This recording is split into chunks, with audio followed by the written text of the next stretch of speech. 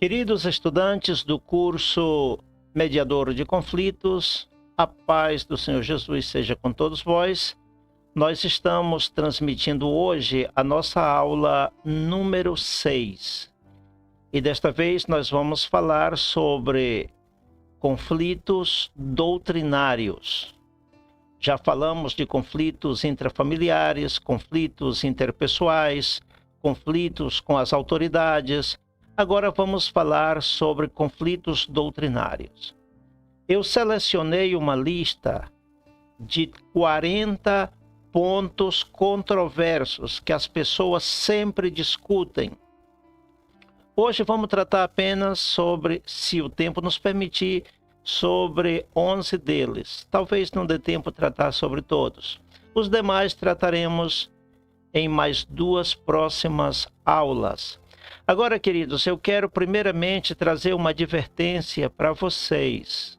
Quando se trata de doutrina, lembrem que a Bíblia é a nossa autoridade máxima em questão de fé, doutrina e religião. A Bíblia é a autoridade máxima. Memorize isso, mentalize isso e não aceite outra coisa. A autoridade máxima é a Bíblia. Alguns vão dizer, mas tem que interpretar. Sim, para interpretar bem a Bíblia é preciso fazer o uso correto da hermenêutica sagrada, é preciso fazer um bom uso da exegese, é preciso ter a mente de Cristo.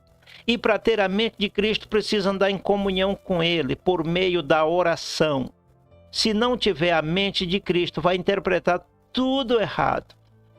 Não vai nem entender nada. É preciso ter a mente de Cristo. Pois bem, eu quero trazer como alerta o perigo que Satanás sempre está latente na área doutrinária. Sabe que ele é um esperto conhecedor da Bíblia. Inclusive, o Satanás é pregador. Ele pregou para Jesus lá no Monte da Tentação. Ele pregou para Eva lá no jardim. Vocês sabem que Satanás também é pregador e conhece a Bíblia todinha de memória. O grande problema é que ele interpreta a conveniência dele, do jeito dele, e sempre na contramão da verdade. E ele coloca essa mentalidade na mente das pessoas. É preciso ter cuidado. Em Efésios capítulo 6, versículo 12, aprendi ouvindo o Dr. J. Vernon McGee, da Rádio Transmundial, e concordo com ele, no que ele explicou. Ali menciona que a nossa luta não é contra carne nem sangue, senão contra principados, potestades, governadores das trevas, e finalmente menciona hostes espirituais de maldade. E o Dr. J. Vernon McGee, de saudosa memória, explicou que hostes espirituais de maldade se trata de uma classe de demônios, porque existem classes de demônios para todo tipo de coisa na vida. Isso nós vamos ver em outra aula. Eu vou fornecer para vocês um material de apoio, um livro que se chama A Influência do Mundo Espiritual sobre o Material, e isso nós vamos ver com detalhes. Então, existe mesmo demônios encarregados de diferentes áreas da vida. E hostes espirituais de maldade é uma categoria de demônios encarregada do engano religioso, através das religiões, das seitas, dos falsos profetas, dos falsos mestres. O perigo está latente. Se você não abrir o olho, não tiver cuidado, não vigiar, cai. Pastor Bento, mas isso é certo? Existe mesmo demônio? Existe sim demônios encarregados especificamente da área do engano religioso. Tem base bíblica além de Efésios 6,12? Tem. Em 1 Timóteo, capítulo 4, versículo 1, o apóstolo Paulo fala de espíritos enganadores e doutrinas de demônios. Então está na Bíblia, meus irmãos, espíritos enganadores. É preciso ter cuidado. Cuidado com o que você ouve. Cuidado com o tipo de pregador e mestre que você ouve. Cuidado com o tipo de ensinamento que você recebe. A coisa é séria. Pois bem, vamos continuar aqui. Escute bem, falando sobre conflitos doutrinários, nós temos aí três referências que eu coloquei a respeito do perigo das heresias. A respeito do perigo das heresias. Em 1 Coríntios, capítulo 11, versículo 19, o apóstolo Paulo diz que é necessário que se manifeste no meio da congregação heresias, partidismos, divisões, mas já é necessário. O apóstolo Paulo diz que é para quê? Para que se ponha de manifesto os que são aprovados e seja manifesto também os que são reprovados. Então é necessário. Você sabia que tem gente que gosta de contenda doutrinária? Eu não gosto, eu detesto. Eu detesto. Eu detesto. Contenda, eu detesto. Em Provérbios, capítulo 6, versículo 19, diz que Deus abomina aquele que semeia contenda entre os irmãos. Pastor, eu acho que Deus detesta e abomina a contenda. Deus detesta só o pecado, o pecador não. Vá para Provérbios, capítulo 6, verso 19. Deus abomina o que semeia contenda no meio dos irmãos. E um pregador de heresia é alguém que semeia contenda entre os irmãos. Preciso ter cuidado. Então eu não gosto de contenda. Eu gosto de ensinar, gosto de pregar, mas não gosto de bate-boca. Então Paulo disse, é necessário. Em Filipenses capítulo 1, versículos 15 a 18, Paulo disse que tem uns que pregam por inveja e contenda e rivalidade. Paulo disse, não importa, o importante é que o evangelho seja pregado. Tem uns que pregam em boa fé. Tem uns que pregam por convicção, por temor a Deus, mas tem outros que é por inveja e por rivalidade e para gerar contendas. São os hereges. Em Gálatas, capítulo 5, versículo 20, diz que heresia é obra da carne. E em 2 de Pedro, capítulo 2, versículo 1, fala de falsos obreiros, falsos mestres, falsos profetas, obreiros fraudulentos, ganhadores de dinheiro, disse, farão de vós negócio, ensinando heresias. O que é heresias? Palavras doces e agradáveis, mas é para ganhar dinheiro através do evangelho. Pregadores que usam o evangelho como meio de ganhar dinheiro são hereges. Pastor Bento, você é contra a contribuição financeira? Não, aí é outro assunto. É lógico que na igreja tem que ter contribuição financeira. Se não tiver contribuição financeira, a obra não anda. É outro assunto. Nós aqui, por exemplo, do Instituto Bíblico Vida Nova, precisamos da sua oferta para poder manter uma atividade como esta, um curso como este. São coisas diferentes. Eu falei que os hereges são aqueles que usam o evangelho para ganhar dinheiro e para enriquecer-se. É outro assunto. É só você ler. Está lá em 2 de Pedro, olha aí a referência. Está aí na sua tela. Eu coloquei versículo 1, mas vai do versículo 1 ao 13. Pois bem, cuidado, pois a heresia conduz as pessoas à apostasia. Primeiro, o que é heresia? Todo e qualquer ensinamento contrário à verdade, contrário às escrituras, contrário à hermenêutica, contrário à exegese, contrário à ortodoxia cristã, é heresia. Se vai contra as escrituras, é heresia. Todo ensinamento errado que coloca a culpa em Deus por isso ou por aquilo que aconteceu, é heresia. E o que é apostasia? É bom saber a definição desses términos. Apostasia é o abandono intencional e premeditado da fé verdadeira. Não é um deslize. Não vigiou e caiu em pecado. Não, não se trata disso. Nesse sentido, todos nós pecamos. E pecamos todos os dias. Agora, a apostasia é o abandono intencional e premeditado da fé verdadeira. Intencional, algo premeditado, não é um deslize, não é uma fragilidade. É que ouvi um pregador herege, gostou, disse nota 10, eu vou com ele. Isso se chama heresia e não tem perdão. É apostasia.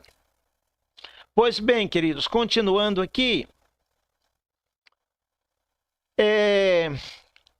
na nossa lista aí, eu vou deixar para tratar esse assunto à parte, sobre o perigo dos falsos, não vou comentar nesta aula, tá bom? Vamos deixar isso aí para você meditar, para você meditar a sós, tá bom? Sobre o perigo dos falsos. Aí tá as referências. Continuando aqui, o primeiro ponto que nós consideramos um conflito doutrinário é porque existem alguns que falam sobre o sono da alma. Eles dizem que as almas dos mortos estão inconscientes. Isso é mentira. Isso é um erro grave. Nós temos várias referências na Bíblia que provam que as almas dos que morreram estão vivas e estão plenamente conscientes. Infelizmente, na passagem do rico e Lázaro, que algumas versões de Bíblia, infelizmente, dizem parábola, infelizmente, não é parábola. É bom esclarecer aqui que os títulos de leitura, os títulos não foi o Espírito Santo quem colocou, foram as sociedades bíblicas. Então não é uma parábola, é uma história. E na história do rico e Lázaro fica evidente que Abraão está vivo, que Lázaro está vivo, que o rico está vivo. O corpo morreu e foi sepultado, mas a alma permanece viva depois da morte. Não tem para onde correr, essa é a verdade. Outra passagem linda que nos revela isso é Apocalipse, capítulo 6, versículos 9 e 10, aonde diz que João viu as almas daqueles que foram decapitados por causa de Jesus e do seu testemunho. João viu as almas debaixo do altar, clamando por vingança e dizendo: até quando, ó santo e justo Deus, não vingas o nosso sangue dos que habitam sobre a terra? Então as almas estão vivas. E na passagem da transfiguração, Mateus 17:3, ali no Monte da Transfiguração, apareceram Moisés e Elias conversando com Jesus. E que mais temos? Em Lucas capítulo 20, versículo 37 e 38, na resposta que Jesus deu aos saduceus, na passagem que fala sobre os saduceus e a ressurreição, Jesus disse: Deus é chamado de Deus de Abraão, Deus de Isaac, Deus de Jacó. Ora, Deus não é Deus de mortos, mas de vivos, porque para ele vivem todos. Então, queridos, não acredite nessa falácia que diz que com a morte, o sono da alma, a alma está dormindo. A alma não está dormindo. Quem morreu salvo em comunhão com Deus ainda não está no céu. No céu que eu digo, no seu destino final, de glória. Mas está no paraíso, no seio de Abraão, no lugar de descanso, já está no bem bom. Mas ainda não chegou no lugar final, onde vai chegar, na glória eterna, porque vem a ressurreição para poder receber o corpo glorificado e tal. Mas está alegre, feliz e contente, sabendo que o que lhe espera é coisa boa. E os que morreram sem Jesus ainda não estão no lago de fogo, mas já estão em tormento só pelo fato de saber que o que lhes espera é o juízo e o lago de fogo. E já estão sendo atormentados, mesmo que não estão ainda no lago de fogo, mas já estão em tormento. Igual o réu, que sabe que daqui a pouco vai comparecer perante o juiz e ser condenado. Pois bem, queridos, o que mais? Dizer que com a morte tudo se acaba. Oh, meu Deus, tem gente pregando isso. Irmão do céu, Paulo diz em Filipenses capítulo 1, versículo 21 a 23, que desejava partir e estar com Cristo, o qual é muito melhor. Se a vida se acaba, porque Paulo tinha esse desejo de partir e estar com Cristo. Cuidado com essa doutrina falsa, com essa doutrina errada. Em Mateus capítulo 25, verso 46, já terminando ali o relato do julgamento das nações, ali Jesus disse claramente que os justos irão para a vida eterna, mas os ímpios para o castigo eterno. Então, meu irmão, não tem essa história de que com a morte tudo se acaba. Não se acaba, não. A morte não é um fim, ao contrário. A morte é o começo de uma vida que não tem fim. Quando você vê alguém pregando, morreu, se acabou. Mentira, isso não existe. Tem gente pregando isso com base lá em Eclesiastes 3,19, aonde diz que como morre um homem, morre um jumento. Claro, todos morrem faltando fôlego, mas querer colocar o ser humano, no mesmo nível de um animal irracional, é agir de modo irracional. Porque os animais não têm espírito. Eles até louvam a Deus, mas não se comunicam com Deus e nem têm destino final. O homem louva a Deus, se comunica com Deus e no final vai ter uma vida futura, porque foi feito para isso. Ah, pastor Bento, mas como é que fica Eclesiastes? Deixa eu explicar. A Bíblia é composta de várias linguagens. Linguagem histórica, linguagem profética, linguagem poética e linguagem doutrinária. O livro de Eclesiastes é linguagem poética e não linguagem doutrinária. Você quer encontrar linguagem doutrinária, vai para as epístolas. Que mais além das epístolas? O sermão de Jesus em Mateus capítulo 5, 6 e 7. Ali, todos os sermões de Jesus são linguagem doutrinária. E as epístolas todas é linguagem doutrinária. Eclesiastes não é linguagem doutrinária. É muito importante saber disso. Continuando aqui. Dizer que com a morte o espírito vai a Deus e a alma ao inferno. Você ainda não ouviu isso? Eu já ouvi demais. Por isso que eu coloquei esse ponto aqui. E é um erro grave. Só para gerar contenda, só para gerar confusão.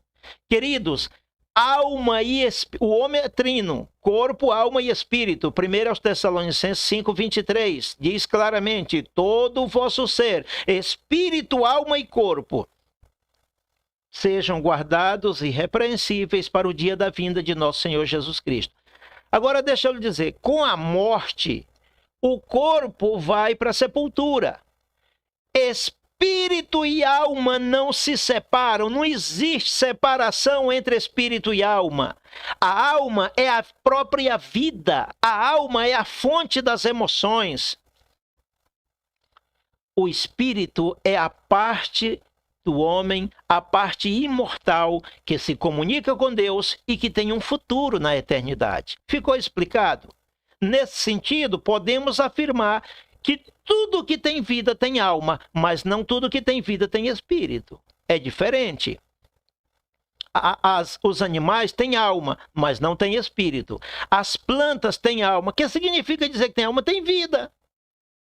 As plantas têm vida, então tem alma, porque a alma é a própria vida. Dizemos muitas vezes que a alma é a fonte das emoções, e é correto, é a fonte das emoções. As plantas sentem emoções. Os animais sentem emoções. Então tem alma. Agora, espírito, nós humanos temos espírito e precisamos um dia prestar conta a Deus com o nosso espírito.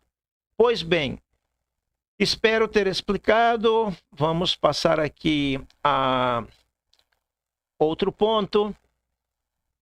E em 2 minutos vou encerrar. Dizer que no céu todos receberemos galardões iguais. Isso é só para provocar contenda, irmão. É lógico que não. Pastor Bento, mas se Deus der no céu uma coroa maior para um e menor para outro, Deus é injusto. Deus é injusto? Não. Você que não fez o que Paulo fez, pretende chegar no céu e ganhar o mesmo galardão de Paulo? É muita coragem, é muita ousadia, é muito atrevimento. A Bíblia diz que Deus julgará cada um segundo as suas obras. E Deus vai repartir a recompensa, os galardões a cada um conforme as suas obras. Em Apocalipse 22:12, Jesus disse assim: eis que cedo venho e comigo o meu galardão para dar a cada um segundo as suas obras. Anote aí mais uma referência. 1 aos Coríntios, capítulo 3, versículo 15, aonde fala das diferentes obras que vão ser postas no fogo ali no tribunal de Cristo. Queridos, e eu vou parar por aqui. O nosso horário terminou. Esse restante que falta, eu trato outro dia, tá bom? Olha, queridos, é uma pena, mas o prometido é dívida. Eu prometi que era das 12h30 até 1h. Terminou o nosso horário. Deus abençoe a todos na paz do Senhor Jesus.